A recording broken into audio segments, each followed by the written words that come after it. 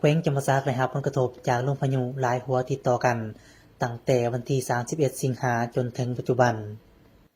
ตอนเช้าของวันที่ 4 กันยายน 2019 เวลา 2 โมงแลงได้รับนำของที่นครปักเซ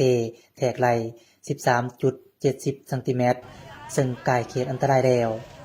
จากนี้ระดับนำก็เพิ่มขึ้นเรื่อยๆเฮ็ดให้ไหนาหัวสวนเฮือนซานบ้านซองของประชาชนหลายบ้านที่เรียบตามแคมแม่น้ำคองแคมเซและพื้นที่ต่ำได้ถูกน้ำท่วมอย่างหนักหน่วงทั่วแขวงจำปาสักท่านยกดาสัญญจักรรองหัวหน้าแผนกแรงงานและสวัสดิการสังคมแขวงจำปาสักคณะกรรมการป้องกันและควบคุมภัยพิบัติและฟื้นฟูภัยพิบัติการแขวง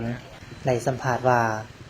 ปัจจุบันนี้ระดับนำยังสืบต่อเพิ่มขึ้นเรื่อยๆอันได้เฮ็ดให้บรรดาเส้นทางขัวถูกตัดขาดเฮือนซานบ้านซองของประชาชนเนื้อที่ทำการผลิตหนองปลาและบรรดาสถานที่สำคัญประตูสิ่งของได้ถูกน้ำท่วม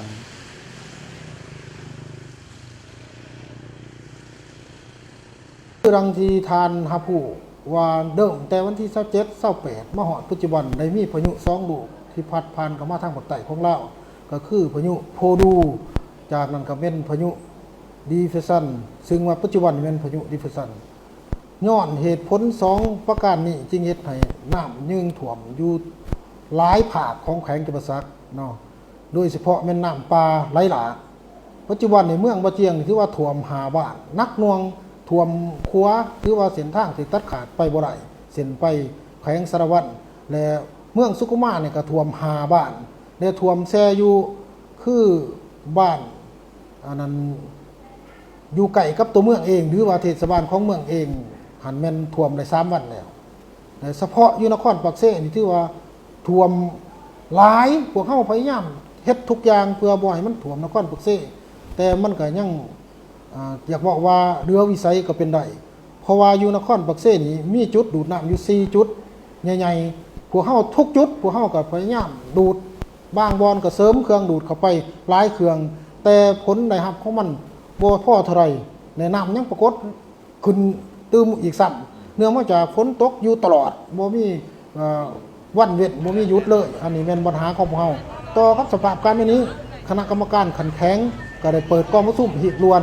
แล้วก็ได้รับการชี้นำจากท่านเจ้าแข็งให้ทุกภาคส่วนกะเตรียมความพร้อมก็คือจุดใดที่มีเขตต่ำเขตเสี่ยงต่อน้ำท่วมให้ไปกะเตรียมสถานที่บอนสิยกใหญ่ประส้นคืออยู่ในนครปักเซนี่ก็มีอยู่3จุดใหญ่ๆที่มักท่วมแล้วก็เคยใหญ่ประส้นก็คือท่าหินแล้วก็บุงอุดมแล้วก็บ้านแห่บ้านแก่เนาะ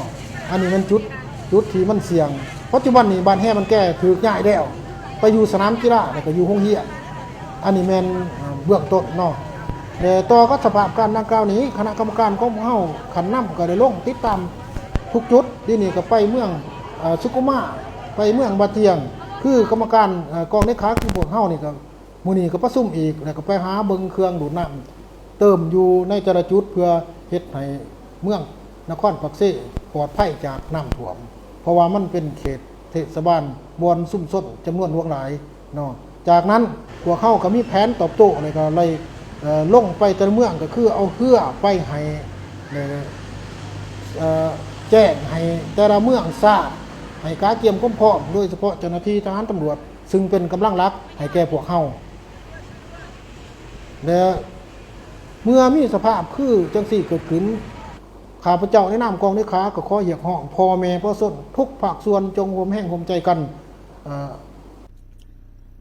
สำหรับประชาชนนครปักเซหลายบ้านก็ประสบภัยน้ำท่วมซึ่งได้ยกย้ายประชาชนไปพักชั่วคราวที่โรงเรียนวัดแล้วจำนวนหลวงหลายและหลายครอบครัวปัจจุบันอำนาจการปกครองบ้านประสานสมทบกับอำนาจการปกครองคณะนำของนครปักเซได้นำเอาจักรสูบน้ำจำนวน4เครื่องซึ่งเดิมเอาเครื่องจักรลงสูบน้ำออกจากบ้านแต่วันที่30 สิงหาจนมาฮอดปัจจุบันนี้แม้นยังสืบต่อในการสูบน้ำออกตลอด24 ชั่วโมงโดยมีคณะนำของนครปักเซลงติดตามอย่างใกล้ชิดในการเฝ้าระวังและช่วยเหลือยกย้ายประชาชนขึ้นไปอยู่จุดที่ปลอดภัยสิ่งสำคัญในตอนนี้ผู้ประสบภัยยังต้องการความช่วยเหลือเป็นประเภทข้าวสารอาหารแห้ง และปัจจัยต่างๆ เพื่อช่วยเหลือบรรเทาทุกข์เบื้องต้น